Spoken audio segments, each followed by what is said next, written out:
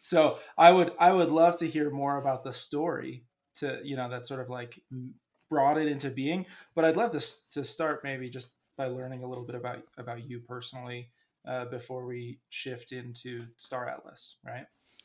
Yeah, I think just maybe a quick point on that last topic of conversation with respect to production quality.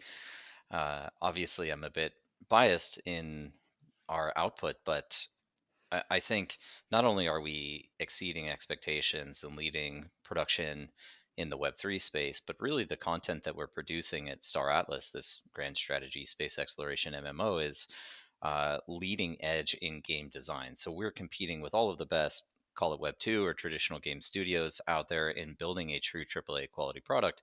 Of course, we're deeply passionate and integrated into the Web3 space, and that is a topic I'd love to chat through with you guys. How I think there's this a very broad spectrum of what people call blockchain games, and it starts with NFTs, and you can incorporate a crypto native economy, cryptocurrencies. You can have these governance structures, but for us, what I think is the most powerful is this idea of abstracting game logic from the game engine, from something like Unreal Engine or a browser-based client, and building that into on-chain programs on Solana. So using effectively smart contracts and Solana itself as an integral piece to our game engine, or operating as the game engine. And in so many ways, I know I'm totally taking this down a tangent already, but in so many ways, building this game logic on chain is analogous to creating a layer one protocol, something like Solana, where our objective by and large as a platform is to bring primitives and programs that are composable and permissionless to the ecosystem so that outside developers can actually build around that seamlessly. And so I do want to talk about that maybe So more much. in depth. That actually, that entire statement covers like five of the question topics that I really wanted to talk about. So it's gonna be awesome. I'm excited. Perfect. Cool. That Yeah. I mean that'll act as a phenomenal Yeah, teaser, perfect right, for teaser people who right just there. started listening. We're coming back to this in 2 minutes. Don't drop. Um, so how? Oh man, it's just like you sum that up really well, right? Which is you are not just StarAtlas is not just a blockchain game, right? Like Hmm. it is a leading sort of cutting edge game, period. That also happens to be integrating with blockchain technology. Um, that is, I think people are familiar with that intersection a little bit, but by and large, most blockchain games I see, they are they are not cutting edge on both of those, right? They're Hmm. like, oh, we're a blockchain game, and then frankly, it's kind of a shitty game. Um, and that does not seem to be the case with Star Atlas. It's a game that is appealing regardless of whether or not you're a blockchain native. Um, I would love to hear sort of the origins there, like um, how did that intersection for Star Atlas come to be? Sure. It's a story I've told quite a lot, so any of the passionate Star Atlas community members will have heard this a number of times. But my personal background is ex-finance, portfolio management, hold a CFA charter. I was working in the finance industry, and a buddy of mine introduced me to Bitcoin and crypto via script coin mining back in 2013, and grew up as this like nerdy gamer. Our group was called the Lanarchists back in the local area networking Classic days. name. We actually own the domain, which I'm quite proud of. My brother That's has the amazing. lanarchist.com domain. So we were pioneering back in the late 90s LAN gaming. But as a result of that, grew up building all my own computers, and it never fails when you go to a LAN party, somebody's computer breaks. It's like you can be running perfectly fine, every game works. You get to a LAN party, all of a sudden you have to reinstall Windows or something, and this is this was like a running joke. But going through these childhood processes of going to these LAN parties and building computers and fixing computers, when this friend of mine explained script coin mining with GPUs and milk crate rigs, I was like, I'm in. This is right up my alley and something that I'm capable of doing. I didn't understand exactly what I was getting into at the time because there was a lot of engineering that I was not familiar with. Like I had never worked in Linux, for example. I didn't know what SSH tunneling into a headless server meant. I didn't know how to compile programs and compile these miners, but it was a challenge, but it was fun to do. So that was my entry point, was setting up this elaborate GPU mining farm in my house, which was in Las Vegas, by the way. And I think anybody who's familiar with mining at all tends to Oh run man. quite hot, so it wasn't wasn't Toasty. fun in the summers, but I was hooked. It was right at the tail end of 13. Market crashed. I think a lot of people at that point probably would have said, all right, well, it was a good try, but I don't think this is going anywhere. I had the opposite mentality, which was, okay, this didn't work out, but this tech is transformative. And so I wanted to be involved. Um, Fast forward to 2015, and I had been trying to convince portfolio managers and general partners at the RIAs that I work at to introduce Bitcoin to client portfolios. And the skepticism and the stigma at the time, these PMs were like, don't even talk about Bitcoin in the office. Like, don't bring that up at all, right? And so I made the call just to give up the formal career. I went full time crypto in 2015, and I was just trading these altcoins. And it was kind of through some success in that I launched my first company, actually Tokes, coincidentally wearing a T-shirt of that today, but launched Tokes, which operated at the intersection of crypto and cannabis. Um, we had a number of successes there. It's actually still an operational company, but it was through that I got connected with a few of the guys that went on to co-found StarAtlas with me, and it was kind of the result of one opportunity closing at that company Tokes in 2020 during the pandemic, that we got together and we conceptualized this idea of StarAtlas. But it came out of seeing some great trends progressing in not only NFTs, in like DeFi was really taking off in 2020, maybe 2019 to some extent, but 2020 and 2021, and an emerging industry of blockchain gaming. And so I proposed the idea to two of the other co-founders, and to launch a game that ties all these things together. And fortunately and somewhat serendipitously, that is really where our chief product officer and chief technology officer, who are brothers, that's where their backgrounds largely existed. Danny, in particular, chief product officer, uh, has worked 10 years in AAA game development with studios like EA and worked on games like Splitgate. And so I often tell the story that I have never seen those guys more motivated to work and build something. I think Danny had a 30-page game design document over to us within a week. He's like, this is what we should do. And so that was it. The idea was born. We formally debuted in January of 2021 with a white paper that spoke to that game design doc, and have had quite an incredible story since then. That is quite the story. That's awesome. I uh, it's so very different from what you were doing 10 years ago, right?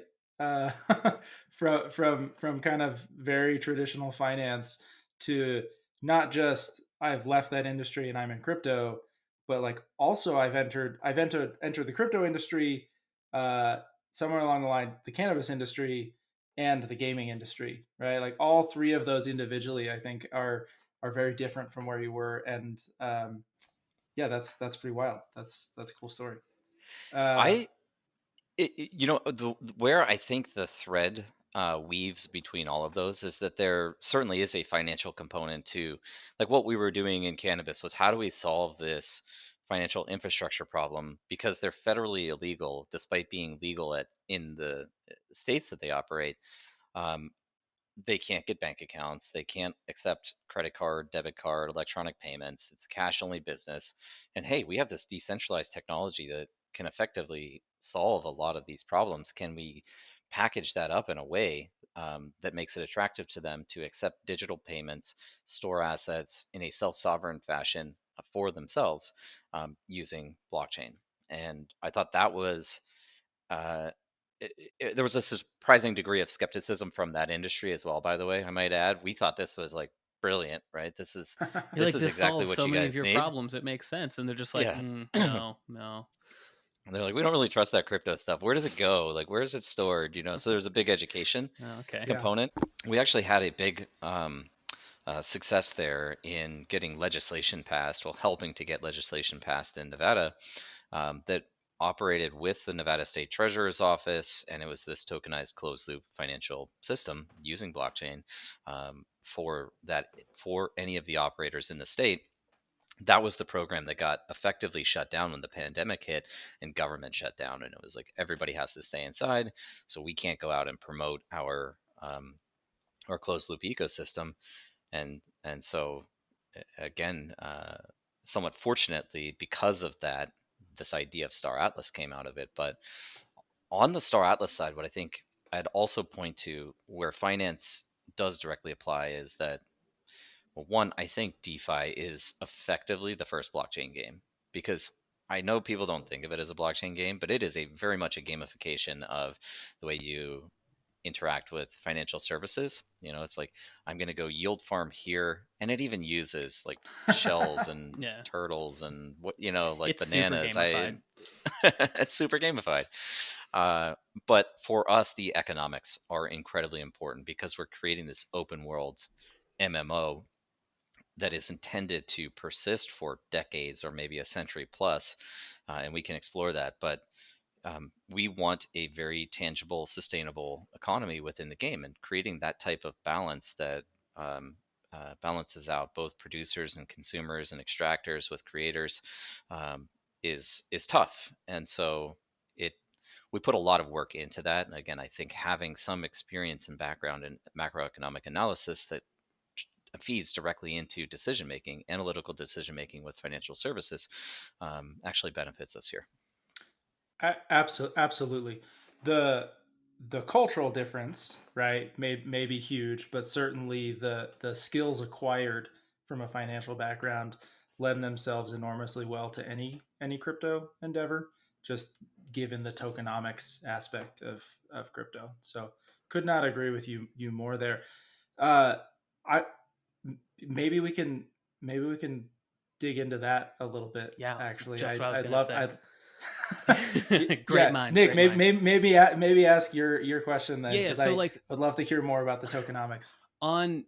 in part with the tokenomics and like how, from my understanding of how everyone at StarAtlas is kind of thinking about empowering like a creator economy, whether that's internally within the game itself and having this play to earn type of loop within the game itself, but also the way that it seems like StarAtlas as a company is thinking about the IP of the game itself, where there's this like very openness and open ability for people to build a business off of the IP of the game. And you briefly talked about this during at the New York City Hacker House, and I thought it was super interesting. And I think there was a specific like case study you highlighted of someone has built a business using StarAtlas IP, and they're basically like a marketplace or something like that specifically for the game, and they're generating a meaningful income from it. And so I'm super curious about just the general thoughts of why you are structuring the IP of StarAtlas in this way, and like what's the end goal for it? I love that you asked the question. I love that you bring up the IP program. Let's segment this out into three different categories. One is the play to earn, it's the in game economy. The second is actually this permissionless development ecosystem and platform that we're building because of on chain game logic. And then the third is this open IP policy that we just recently released. And I'll start with that one. It's something I'm really excited about. The In many ways, I'd like to give credit where it's due, and in many ways, we've modeled our IP program in a way inspired by Yuga Labs and what they've done with Bored Apes. And if you own the Bored Ape, you can kind of create a business around that. And I don't have a ton of detail in exactly what they've done, but I know that they've been uh, pretty progressive with how people can leverage that IP. For us, the concept of opening our branding, our likeness, our assets, and letting people leverage that to create a business is beneficial to all stakeholders, all participants in this kind of triangle of participants, which is us as a studio, it's the entrepreneur, and it's our user base. And from the let's start with, say, the entrepreneur, the creator that wants to build a brand, build a company around this. They obviously have the opportunity to use high quality, high production assets you guys referenced earlier in the conversation. They also have the benefit of an audience that already exists, the hundreds of thousands of people that are currently participating in StarAtlas in some way. So you have this like bootstrapped user base that you already know who to promote to and can pretty easily promote to. And we actively help you promote as well because we want these businesses to be successful. And then the third part, of course, is that they can generate revenue off of this. And our model um, is to allow for gross revenue of $1 million with no rev share whatsoever. So if you have an idea, try it out. If it works, great. You just created a successful business. If it doesn't work, the only thing you've committed to is whatever capital and time and resources you put into launching the thing. So we wanted it to be low barrier to entry and supportive of the concept of creating a lot of new businesses. For our users, um, for them, this is, and it kind of ties into us as an organization, but for the users, in they get access to products and features that otherwise we don't necessarily as a company have time to create. um, on that specific business model, the IP side, that's probably the sole benefit.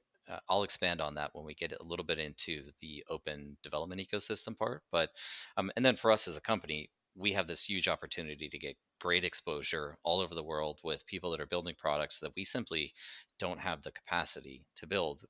While I think the conventional mentality of the capitalist mindset is, well, we own the IP, we want to retain all of the value because that's how we drive value to anybody that's, say, a shareholder in the company. Uh, I think the opportunity exists to allow for these creative individuals to not only capture some of that value, but help us exponentially build the value of the brand. Because the more people see StarAtlas, the more it gets out there. Um, the more awareness we have around our core product, which is StarAtlas, the game. To Um, a quick note on that. So you said it was 1 million gross revenue. Is that annual or total over the entire time period of that particular endeavor? it is the total time period. Okay. So yeah, it's not an annual number. And then because I've heard a lot of thoughts of anecdotal thoughts from like crypto in general on the Yuga IP and how they're handling it. And a lot of people seem to think that there's like it's like an immense amount of risk that a business naturally could be exposing themselves to if they're letting people do things with their IP. And like I would assume that there's like a very clear thought that you at the company have like thought about this and the risk reward of it. And like I guess if there are like specific there are other restrictions of like, you know, not safe for work type content that people can't do. I would assume there's things like that are like could be negative to the brand. But are there any other like large restrictions on it? There are. Ours is not. I guess it is worth clarifying. It's not completely open access and open IP. And it's not uh, gated by holding an NFT. There is an application process, so we still do review Oh, what okay, businesses are gotcha. being proposed. That makes We are we are pretty liberal with approving applications. But of course, things like you can't do anything that's fraudulent, you can't do anything that's illegal. Naturally, those are going to be prohibited, and we still have some immediate oversight over that application process. So um, that's not to say though that we want to dictate what everybody does. We actually want to see the flow of ideas come into us, and we've approved quite a few of these applications already. We've just since the launch of this program, which was about 7 or 8 weeks ago now. Um, we've had over 45 applications, and there are, I think, 8 fully approved and operational businesses. One of them, right off the top of my head, is called Gallia Merchants, and Gallia Merchants sells apparel and other forms of merchandise and like computer peripherals, stuff like that. There's one called uh, Gallia Art Station, and they're selling 3D models of our ships, the 3D high quality 3D printed models of our ships. That's pretty cool. There's Especially since I've there's seen pictures of the ships, they're very elaborate, like you would expect in a AAA game. So that's impressive. Yeah, I mean we've thought about, hey, we can make these ship models and sell those ourselves, but we have so much to build already, so it was just like difficult for us to allocate any time or resources to doing that. Somebody came along and started making them. There's ideas for board games. There's Star Artisan Market or Merchant as well. They're doing these cool like acrylic placards. So people are coming up with cool ideas, is the key point here, and we're seeing them start to see some success in executing sales. So I'm very excited for that component of our business. And then the other thing for us is that if they're successful, there is a revenue share component. We've kept it pretty conservative. It's anywhere from 3 to 10% of gross revenues. Most of those, and it's industry specific, so it depends on what you're producing. But most industry sectors fall in the lower end of that, with only one actually at 10%. So we want them to win. We want them to succeed. It's a passive revenue stream for us in the future if they do, and I think it really helps get the brand and the name out there. There's also specific brand assets that we've designed and developed that have to be used, so it does have to conform to our quality standards as well. So trying to maintain the integrity of the brand while still presenting an opportunity for people to build. Yeah, I think. I think that's great. It's it seems like you've found a balance between we want to ensure high quality, we want to make sure things are done right, but also we want to focus on the thing we set out to do, which is make this amazing game. And we start pulling resources away from that if we also want to do 3D modeling and and like producing all kinds of clothing and or whatever it ends up being, right? It's like you can continue to you can get that stuff out there without you having to do it yourself, right? You can put your resources more towards the core of the business, which is pretty awesome. Games Workshop, if you're out there, have you guys? I don't know if you guys have ever played Warhammer Yeah, I 40K. played a bunch of Warhammer when I was a kid. Okay. I never played, but almost all of my friends have spent countless hours painting their models, and I've watched them play. I think a StarAtlas tabletop, like That'd be pretty 3D cool. model game, would be pretty sick. We'll be sure to get Nice. this in front of Games Workshop too. Yeah, totally. Appreciate it, guys. Yeah, yeah, Yeah. yeah. We have that I know capability. a guy. Well, we talked a lot about the open IP bit. You mentioned, you sort of broke this down into three separate sections. I would love to talk more about the play to earn aspect. I think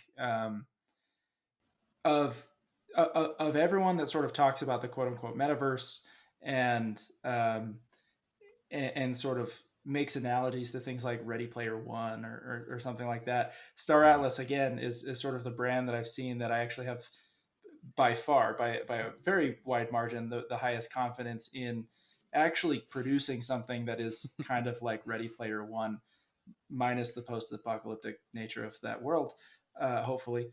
But, Preferably. but yeah, we'd all prefer that. I'd love to talk about that, about how you envision this economy, um, working and sort of bridging the gap between quote unquote the real world and the metaverse. Yeah, we have. Maybe I'll preface this just by also clarifying that we do have multiple uh, game environment product lines that all kind of coalesce with this on-chain game logic. But we have our flagship product. That's the AAA cinematic, ultra realistic world in Unreal Engine 5.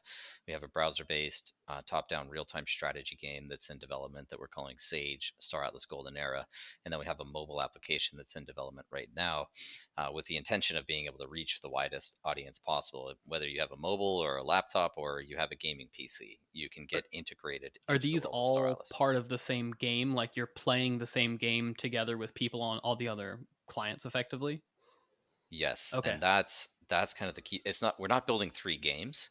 We're building 1 game. We're 3 building Star environments for Atlas. those games, that one game. There's 3 different access points. Okay, That's right. okay, that's cool. Yeah, I don't want to get too deep into the mobile app because we're actually officially announcing that at the Play GG event. I don't know when this is going to air, but at the Play GG event next week in San Diego. Uh, but it is a crew member application. So crew members are a component of your ships. It's kind of part of your loadout. Your ships, if you think of your ship effectively as your character, you're going to be able to completely customize those, and that will have the components and modules. So what artillery do you set on there? What types of weapons? What shields do you have? What type of thrusters do you have? Engines, and your crew are a component of that. So the mobile app focuses on the crew member component. I won't say any more than that. The browser-based game is where we're really deploying a lot of our on-chain game logic um, today, where we're starting. And this is things like your account progression, leveling up, your XP is on-chain, your fleet management in the game, your inventory systems when you're setting mining rigs on land, your extraction, the resources are on chain, the crafting systems, the blueprints and recipes to craft new materials. This is all being executed on chain. We started this with something this year with something that we called escape velocity, which was really just a movement test. So that's another thing. We have an on-chain Cartesian coordinate and movement system. So when you're moving from one sector to another, you're actually submitting a transaction to the Solana blockchain, and that is what's validating your movement activity.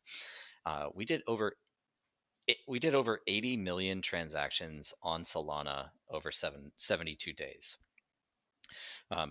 So averaging over 1 million transactions per day. Our peak, we made up something like 18% of Solana's daily transaction volume with just people moving around a map. There are 10,000 connected wallets, unique wallets, and it was really incredible considering this escape velocity was positioned as a tech demo and a movement test for this on-chain logic. It wasn't actually the game. It was extremely simple. It was kind of a scavenger hunt where you load in a fleet, you move around the map, you scan these sectors in a 100 by 100 grid, and you have a chance of finding some loot. Like there was some really good loot in there. We had one ship that was it's valued at $100,000. Nobody found that, but it was this random loot table, and people were finding all kinds of cool stuff, and that was enough to motivate people, I think, to really try this out. But as we get into the next release of Sage, this is when we start to unlock all of these 8 other programs that we have in development. And then the next release after this, more immediate one, is going to be the introduction of combat systems on chain as well. And while not all of those mechanics are going to work in Unreal Engine, a lot of them will. The movement, for example, is something that would be unlikely to be introduced to Unreal Engine. It works fine for the browser, but the way that we've set up our system architecture is to allow for real-time game activity as well. So it doesn't feel turn-based. It doesn't feel like you're, you know, uh, waiting for the response from the blockchain to take your next action. And we've done this through a number of things. One was developing our own infrastructure for it at first, but just recently partnering up with Hello Moon.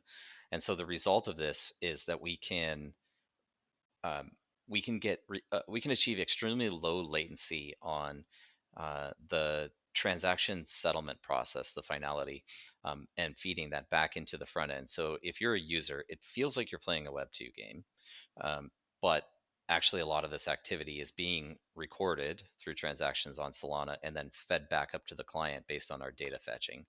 So this in and of itself is like incredibly innovative technology that's taking place right now. And then in Unreal Engine, um, the the big picture here is to create what is effectively a replication or simulation in some ways of the way the real world economy works, which is kind of all starting with these mining, extraction, and processing processes. So users, for example, there are a number of different career specializations that you can pursue, whether you want to be a miner, you want to be a freighter, you want to operate transport, you want to be the CEO of a company in this game, you want to be a bounty hunter, a data runner, um, you just want to be a fighter. You just want to go out and engage in combat. You can essentially serve as security for someone else. The level of specialization that's going to be possible in StarAtlas is essentially limitless.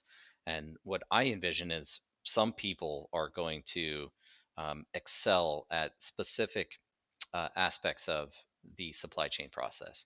So whether you're a miner or you want to operate in refining, or you've progressed enough to possess the blueprints and the recipes to be able to craft items, like being able to craft ships, or otherwise be support for someone else who's trying to deliver some cargo that got engaged, by the way, hired by someone on chain. Like imagine a job board where, hey, I don't own a freighter ship because the freighter ships are $30,000, but I do have this mining facility and I have a bunch of inventory and I need to get it to a space station. Um, I need a freighter with a qualified pilot's license that has a demonstrated track record of being able to deliver without getting destroyed, to take this cargo for me, and literally hiring somebody on chain to do that job. And so not only do we have like what you would consider as play to earn, but you have labor markets wherein people are consumers and producers of products are actually matched together and paired together. And their source of revenue is not just from an inflation curve of emission of tokens, it's from other players exchanging currency with each other so that they can operate in game. Goods and services. Yeah. That's right. That is To okay. Okay, I'm sold. I'm gonna play the game. Yeah, you got Yep. me. That sounds so amazingly cool. And yeah, all right. to I'm super curious. Obviously, I'm not asking you to give up any secret sauce or anything, but the creating an economy sounds incredibly challenging, right? Um, there's a delicate balance between supply and demand, right? where I mean, and this exists in the real world, right? It's like if someone taps into a really big new gold mine and we're all on the gold standard, there, boom, unexpected inflation across the world, right? It's just so I imagine in a world where sort of at the core we have mining elements that sort of bubble up into higher level purchases in some way or another. Whoever's controlling, you know, how many mines are there, how many materials are there, sort of has this responsibility for the broader economy. So how are you guys thinking about, you know, controls and limitations on the underlying resources? And I don't say this in like the typical NFT way. It's like we just want to constrain things to boost the value. I mean, truly to like maintain sort of a homeostasis across this economy that you're describing. I think it's well said, and maybe to the chagrin of our audience, like our goal is not to focus on pumponomics, and just like how do we make everything exponentially increase in value. We care about the underlying intrinsic value of the assets, but I think by and large, these tokenomic models that have focused on pump centric mechanics are completely unsustainable, and that's when you see that high Absolutely. Yeah. volatility and then like ultimate death, I think, in a lot of cases of these tokens or these concepts. um, what we don't want to be is a central bank or the Federal Reserve for the economy, specifically over the long term. In the short term, we do have a responsibility to ensure that we don't introduce mechanics that catastrophically destroy the economy. And so the short answer to how do we get to this thriving economy that's sustainable in the future is to do so very delicately and slowly, and by introducing as few variables as possible over a period of time. We also are, in a way, we're at the disadvantage of that we are quite literally, or at least metaphorically, building a ship as we're flying it. And that's true of creating a studio that started with 4 people that grew to 200 people over 2 years. That, while we're building a game concept with emerging bleeding edge technology, not only in Unreal Engine, but also on the blockchain. But we're defining an economy that starts at zero, that we have to get to a point where it's thriving and sustainable. I mean, all of these things are happening dynamically and live. And so, in a way, we benefit from that, though, because we don't have all the features out right now. But we don't necessarily know what the future has in hold, so it's hard for us to build every parameter and every variable now. Um, Largely because we just haven't had the ability to do it. We launched with an idea, and now we're kind of backfilling in everything that needs to be in place infrastructure wise for us to execute.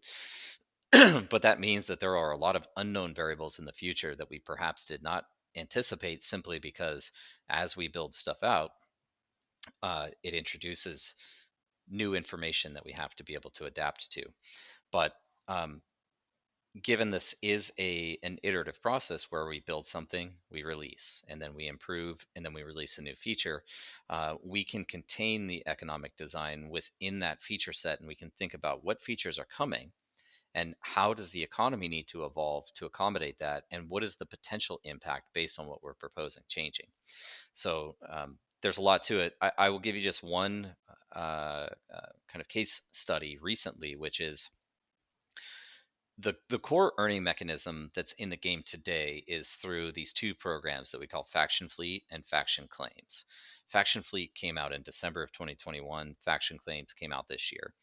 These are effectively, I, I, I, I hate to use the analogy of like staking pools, but with Faction Fleet, you own these ship NFTs, you enlist those to your faction, you manage a set of 4 resources, and to the extent that you keep that balance stocked up every day, and you have a non-zero balance on all 4 of these resources, you earn Atlas. That was the easiest way for us to create an earning stream for those ship NFT owners. The claims now that we released this year produce what we call R4, food, fuel, ammunition, and toolkits. And that is what the ships consume to earn Atlas. So now players have the ability they can either just own ships, they can just own claim stakes, or they can own both. If you own both, you can actually produce all of the resources that you need in the consumption of resources so that you can earn Atlas. That's kind of the circular loop. But previously, those resources were sold by our DAO. Now, this was a great revenue stream for our DAO because anybody who wanted to earn Atlas needed to purchase these resources to keep their ships stocked up, um, with the exception of where that was offset by the faction claims. We've since disabled the R4 release from the DAO, which in our minds it was fairly artificial because the DAO didn't have any means of production. It was just able to mint these tokens, sell them to players. Now, those resources got burned after they were used, so they didn't recirculate. But we wanted to activate the player driven economy. And so we modified the rates of R4 production on the claim stakes and defined it in such a way that the supply and demand could be balanced. We looked at the total consumption values and the potential consumption values in Faction Fleet, and we defined the production rates based on all available supply of faction claims. Now, it's not perfectly balanced today. There is some deficiencies in, say, the R4 production today, simply because we had to model it based on all faction claims being in circulation, which isn't the case. Right. We also added a component of R4 resource production to escape velocity so players could go out and spend time and earn resources without having to purchase an asset from us. But um, I know this is kind of a lengthy answer, but the point is we're thinking about how do we create these supply demand balances throughout the game so that we don't introduce something that is devastating to any of the asset holders, right? But we're seeing this incredible kind of life come out of this player driven economy where people are honestly just fascinated by the asset volatility. It's like, because if the R4 prices go too high, then your ship Atlas earnings go down. It impacts the margins on ship owners. because they have to buy these resources on the secondary market from other players. And if the asset or the resource values go down, well, then the claim stake owners, their business is less profitable. But we're seeing all of this like free market economy start to come to life right now. That is fascinating. That like those opposing positions that you just described. That I think that's something missing from a lot of sort of gamified, you know, or sort of DeFi related games, right? Is it's like there's kind of one primary token, and it's just like, yeah, everyone benefits if the token goes up, and so that's the incentive behind the just pump forever that you were describing earlier. Whereas it sounds like you guys have been very measured about your approach and trying to create a truly balanced economy. So sounds like we're in good hands, which is great. Well, and we have a phenomenal economics team, department on the team as well. So certainly some highly qualified, great people that are working through the structuring of all of this. We actually produce a quarterly state of the economy report as well. We've had 4 come out, so we just hit our 1 year anniversary.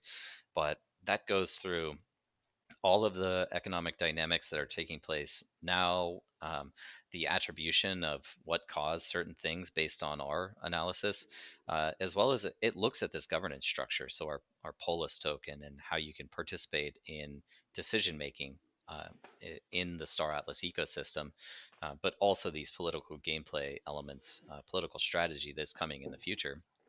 But defining what it means to be a citizen, a resident, a foreign direct investor, we look at asset holdings across all wallets to define somebody's persona. If you just hold a ship, you're categorized one way. If you just hold Atlas, you're categorized another way.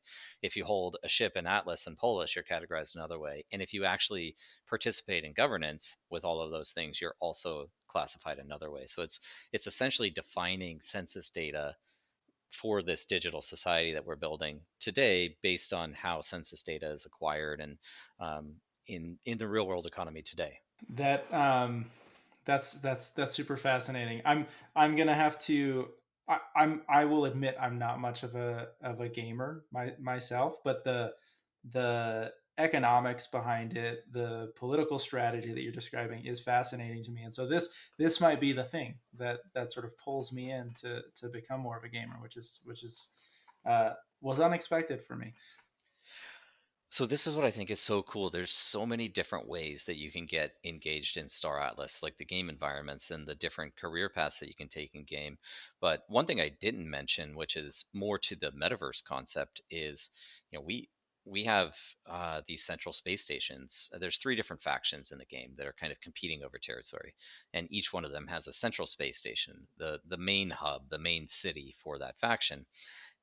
We're also working on server tech that by all demonstrated like examples that I've seen so far from what they've presented to us, we're going to have tens of thousands to hundreds of thousands of players in a single instance, in a single territory with no sharding of the map whatsoever, and no separate instances and no separate servers. So single server open world MMO. But in these city centers, uh, what I want to see, and this kind of speaks to the IP policy, is people creating real businesses there as well. Imagine setting up a shop in a central city of an MMO where you can sell tangible products that, hey, if you collect their address, you could actually ship them something. Now they're in game. They spent Atlas with you that they've earned in game. They bought a keychain and you send the keychain to their house. Like not only is it a social hub, it's a commerce hub, it's an industry hub. um, that's when we start to approach the metaverse concept, and ours is just a one um, entry point into what will be this broader connected immersive internet of the future, the metaverse itself. But I think that is super cool. So one of these companies right now that are selling T-shirts, they set up a shop because they bought a land plot and they built a commercial building on that, and they have a storefront. And their customers are not just people that find them on the web. They're gamers that are already running around in these cities because they have things that they need to do there. Pick up their quest or pick up their mission or go craft some items or go spend some time in their own have their own like home in StarAtlas. And so when you have millions of people, foot traffic running around one of these digital space stations, like, how do you value what a mall is worth in the real world? Well, how much foot traffic? How many rooftops are there around that mall? How many people are coming into a mall to shop? And we've just created the mall of the world in StarAtlas where anybody can shop at any time. And it's better than going on the internet. Well, it is in the internet, right? But it's not going to Amazon.com. It's not going Yeah. to It's a much Alibaba. different internet experience. It is That's right. a fully immersive experience. That's right. There's that Ready Player One world that I was referencing before. I don't know if you like that reference or not, but for me, it's a cool way to think I've about never where even things seen could that movie. potentially I'll be be headed. honest with you. Oh, Nick, Maybe I It's a should good watch movie. it don't tonight. tell me that. I like the movie. I mean, I You should like read the the book, idea. actually. I've not read the book, and I've heard the book is way better, as they usually are. But yeah, I mean, we don't want the dystopian future either. But this idea of like VR connected experiences where you're throwing on the haptic bodysuit and it feels like you're there. I mean, that is the deepest sense of immersion. And Yeah. I won't take us down the rabbit hole of like simulation theory and whether or not we are just living in an ultra realistic metaverse ourselves. But I think that's really cool. I think that's a long ways off still. I think we're For probably sure. like 20 years away Yeah, from that, probably. like really feeling like you're there. But this is a great step in that direction. Yeah, I mean, look, even if we don't have sort of the VR and haptic suit and that sort of thing, what you're describing that's exciting to me is the economic nature of it, the collaborative nature of we can collaborate on this thing from anywhere in the world, and it is more fun than just going to a website, right? Like we're actually in this together. I mean, people do this, hundreds of thousands, maybe millions of people do this every day with online video games right now, right? And so to sort of layer on top of it a more complex economy that actually has real world value, I think is huge, and that's the piece that keeps me coming back to the Ready Player One analogy, um, right? And gets me really excited in a world where most things are automated, like the necessities of life are primarily automated. Robotics, AI, that kind of thing. You kind of have to wonder like what are people doing for work, and ultimately I think it's, well, they're delivering value to each other in one form or another. And if the value is coming in the form of, hey, I have these resources in this game, and like you said, I need to get them from point A to point B, and you can add that value for me. That is worth something. Value is just this exchange of favors between humans, basically. So, um, well, cool, man. We're kind of hitting time, and I want to appreciate the time you've given us. Is there anything you wanted to touch on for our listeners that you haven't been able to yet? I want to make sure you get the opportunity to sort of say what you want to say. Well, we've covered a lot, and I feel like I I have been rambling for about 40 out of the maybe 50 minutes that we've been chatting here. So I don't know that there's anything in addition. Actually, you know what I wanted to mention is even if you're not a gamer, if you want to be a politician, let's say you aspire to be a governor of a state in the United States and your political career path never worked out, that is even a career in StarAtlas, where you can level up and experience yourself as a politician, and you can help define and set policy inside the universe of StarAtlas. And that could be at the Central Space Station, or that could be some remote region in space. So we just cater to so many different people and how you want to interact with this world. It's a lot to be built, and I don't want to over promote where we're at today because we have a long road ahead. But these are all of the ideas that we want to bring to life. The last thing I will mention is we also have a graphic novel. It's called Star Atlas Core, and this is an 18 episode um, uh, comic book format novel that takes us through the story of our protagonist Jian and his band of these like ragtag crew members of his. But it's the pre-story to current era Star Atlas. So if there are comic book readers out there, check it out. This is all we have free to read versions of each of these. 6 episodes have been released. We took a 2-month break, and now we're releasing the second story arc next week with another 6 episodes coming out once a month.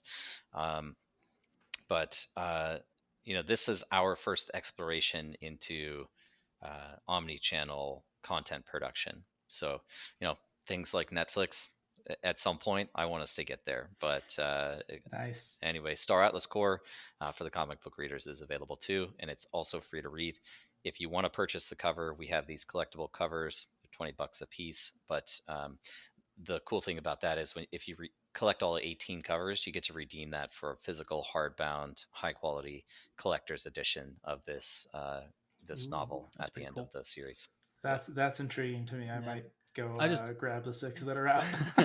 Really quick on that, what you just said is like the fact that, and this is the last thing I'll say since we are basically at time, is the way that StarAtlas seems to be being built in public almost. Like, I've never really heard of or seen another game that's being built and developed at this scale that is doing this like very open in the public and constantly teasing with basically demos, like public demos for users to actually interact with and gamers to interact with, various pieces of content, various mediums. Like you said, you're working out the omni-channel strategy for it, and it's and not to mention the public roadmap that's like available on your website, and we'll link it in the show notes. I think it's very, very cool because it's taking a very traditional approach of, we're going to build a game, and a lot of these things were probably already done internally at like other games, but it's never really like publicly released in this fashion.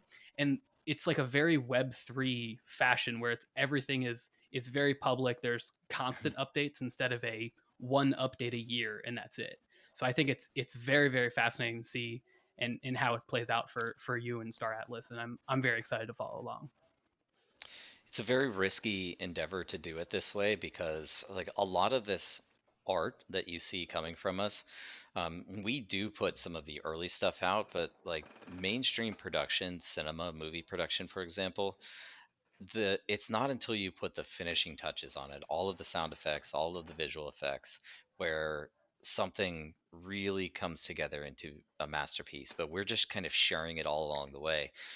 There's a really great I guess docu-series that I was turned on to on Apple TV that's called Light and Magic, and it's about the formation of Industrial Light and Magic (ILM), which is the VFX studio George Lucas created when he was filming the first Star Wars.